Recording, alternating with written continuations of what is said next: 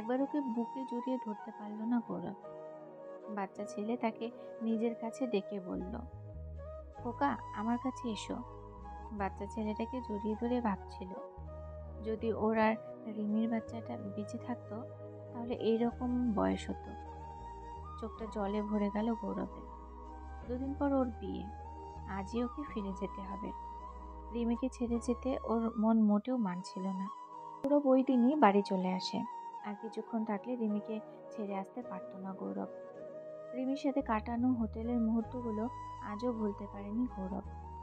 গৌরব নিজের অজান্তেই রিমিকে প্রচণ্ড ভালোবেসে ফেলেছে, কিন্তু এখন রিমি অন্য কারোর হয়তো, তাই চাইলেও কিছু করতে পারবে না। বাড়ি ফিরে গৌরব মন খারাপ করে নিজের ঘরে শুয়েছিল। সেই সময় গৌরবের মা ঘরে ঢোকে। গৌরব বলে, মা আমার ভালো লাগছে না, এখন তুমি যাও। মা চলে যায়। মায়ের সাথে ওইভাবে কথা বলা উচিত হয়নি। মা কি করে জানবে ওর মনের ভিতর কি চলছে? গৌরব মনে মনে ভাবলো এই কথাগুলো। মায়ের ঘরে গিয়ে গৌরব দেখলো মা একটা ছবির অ্যালবাম খুলে দেখছে। গৌরব মায়ের কাছে গিয়ে বসে বলল, কি করছো মা? মা বলল, তোর ছোটবেলার ছবি দেখছি, দেখ ছোটবেলায় তোকে কত সুন্দর মিষ্টি লাগছে, তখন তুই আমায় কত ভালোবাসতিস, খারাপ ব্যবহার করতিস না। গৌরব বলল, তার মানে এখন আমি দেখতে খারাপ হয়ে গেছি? মা এসে বলল, না, কদিন পর তোর বিয়ে, তারপর তোর বাচ্চা হবে, তাকেও তোর মতোই দেখতে হবে, তুই যেমন তোর বাবার হুবহু জেরক্স কপি। গৌরব বলে, আচ্ছা তাই, কই দেখি আমার 4-5 বছরের ছবি। ছবিগুলো দেখে গৌরবের মনে হলো ও নয়, বরং রিমির ছেলের ছবি কেউ তুলে নিয়ে এসেছে। শুধু তফাৎ হলো ছবিগুলো সাদা কালো। রিমির ছেলেকেও ছোটবেলার মতো দেখতে। এটা কি করে সম্ভব? গৌরবের মা বলে, দেখ তোর বাবার ছোটবেলার ছবি। গৌরব দেখে তো অবাক, ওর বাবা ছোটবেলা ওর মতোই দেখতে ছিল। গৌরবের মাথা গন্ডগোল হয়ে যাচ্ছিল। এটা কি করে সম্ভব? ওর বাবার মতো ওকে দেখতে, কিন্তু ওর মতো রিমির ছেলেকে দেখতে কি করে হলো? গৌরব মাকে বলে, একটু আসছি। মা ভালো মতোই জানে গৌরবকে এখন আটকানো যাবে না। গৌরব একবার যা ঠিক করে সেটা করবেই। গৌরব 5 বছর আগে যে হাসপাতালে রিমিকে ভর্তি করিয়েছিল সেই হাসপাতালে যায়। 5 বছর আগে সেই ডাক্তারকে খুঁজে বার করলো যে ওকে বলেছিল রিমির বাচ্চাটা নষ্ট হয়ে গিয়েছে। আজ ওকে সত্যিটা জানতে হবে। ডাক্তারের সামনে দাঁড়িয়ে গৌরবের চোখ মুখ লাল। আজ ওকে কেউ থামাতে পারবে না, যতক্ষণ না আজ ও সত্যিটা জানবেই। সেই ডাক্তারকে বলল গৌরব, ডাক্তারবাবু, আজ আমি সত্যিটা জানতে এসেছি। সত্যি কথা বলার জন্য কত টাকা নেবেন বলুন? আপনাকে আজ বলতেই হবে। রিমির ওই দিন বাচ্চাটা কি হয়েছিল? ডাক্তারবাবু চুপ করে মাথাটা নিচু করেছিল। গৌরব এবার ডাক্তারবাবুর হাতটা ধরে বলল, দয়া করে বলুন, রিমির কথাটা একটু ভেবে বলুন। এটা জানতে পারলে ওর আমার দুজনার ভালো হবে। ডাক্তারবাবু ভাবলো গৌরবকে আজকে আর মিথ্যে বলা যাবে না। আর গৌরবের মতো ধনী মানুষের হাত অনেক ওপর অবধি, ওকে রাগালে ক্ষতি হতে পারে। ডাক্তারবাবু বলল, রিমি খুব ভালো মেয়ে, ও আমায় এমন করে 5 বছর আগে রিকোয়েস্ট করেছিল যে আমি মানা করতে পারিনি।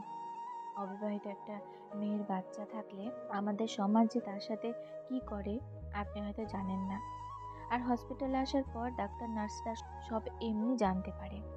আপনাকেও বাচ্চার কথা না বলেই কাজে ঢুকেছিল, এর জন্য আপনি ওকে কোনো খারাপ পল্লীর মেয়ে ভাববেন, তাই ও কাউকে কিছু না বলে চলে যায়। আর তখন যেহেতু হাসপাতালে সবাই জানতো ওর বাচ্চার কথাটা, তাই বাচ্চা মারা যাওয়ার কথাটা বলতে হয়। তিনি এটাই বলতে বলেছিল। গৌরব মাটিতে ধপাস করে বসে পড়ে। তার মানে রিমির ছেলে ওরই ছেলে। রিমি এখনো জানে না গৌরবই ওই ছেলের বাবা। গৌরব ওই দিনই গাড়ি নিয়ে বের হয়ে যায়। রিমির কাছে যেতেই হবে ওকে। বেশি দূর যেতে পারলো না গৌরব। শিলিগুড়িতে গৌরবকে আটকে দেয় পুলিশ। দার্জিলিংয়ের রাস্তায় পাহাড়ে ধস নেমেছে, আর কোনো গাড়ি সামনে যেতে পারবে না। সব গাড়ি লাইন দিয়ে দাঁড়িয়ে আছে। ভয়ে গৌরবের গলাটা শুকিয়ে গেল। রিমিরা ঠিক আছে তো? পরের দিন গাড়ি চলাচল আবার শুরু হতে সকাল হয়ে গেল। গৌরব যখন রিমিদের দোকানের সামনে গেল তখন সেখানে আর দোকান ছিল না। কয়েকটা বড় বড় পাথরের চাই এসে দোকানটাকে চিরে চ্যাপ্টা করে দিয়েছে। গৌরব জোরে জোরে রিমির নাম ধরে ডাকতে লাগলো আর কান্না করতে থাকলো। পেছন থেকে একটা বাচ্চা এসে গৌরবের হাত ধরে বলল, বাবুজি, आप ही यहाँ पे? आज तो नाश्ता नहीं मिलेगा, हमारी दुकान टूट गई है।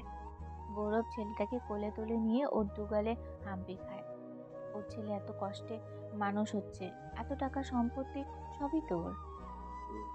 রিমি দৌড়ে এসে গৌরবের কোল থেকে বাচ্চাটাকে নিয়ে নেয়। গৌরব বলে, রিমি চলো, তোমাকে আমি নিতে এসেছি, আজ আর আমি তোমাকে ছেড়ে যাব না। রিমি রেগে গিয়ে বলে, আমরা আপনার সাথে কেন যাব? গৌরব আর থাকতে পারল না, রিমিকে জড়িয়ে ধরল। ওর ঠোঁটে জোরে একটা কিস করলো, তারপর আবার একটা কিস। এইভাবে কয়েকবার কিস করে গৌরব বলল, আজ আমি কারোর কথা শুনবো না। রিমি কিছু বুঝতে পারছিল না গৌরবের হঠাৎ কি হয়েছে। রিমি বলল, গৌরব স্যার, আপনি আমাকে আর আমার ছেলেকে ছাড়ুন। গৌরব বলল, রিমি, ওটা শুধু তোমার ছেলে নয়, ওটা আমারও ছেলে। তোমার মনে আছে 6 বছর আগে হোটেল রুমে একটা ছেলের সাথে তুমি রাত কাটিয়েছিলে? সেই ছেলেটা আমি। কত খুঁজেছি আমি তোমাকে, কিন্তু যখন তোমায় পেলাম তখন জানতাম না তুমি প্রেগনেন্ট ছিলে। তারপর তুমি হারিয়ে গেলে। আমি যতদিন বেঁচে আছি তোমায় ছাড়বো না। রিমি এবার কান্নায় ভেঙে পড়ল। সারা জীবনে এত ভালোবাসা কারোর কাছে পাইনি। তবুও নিজেকে কন্ট্রোল করলে বলল, কিন্তু। গৌরব বলল, কোনো কিন্তু নয়, 2 দিন পর একটা ভালো বিয়ের দিন আছে, ওই দিনই আমরা বিয়ে করব।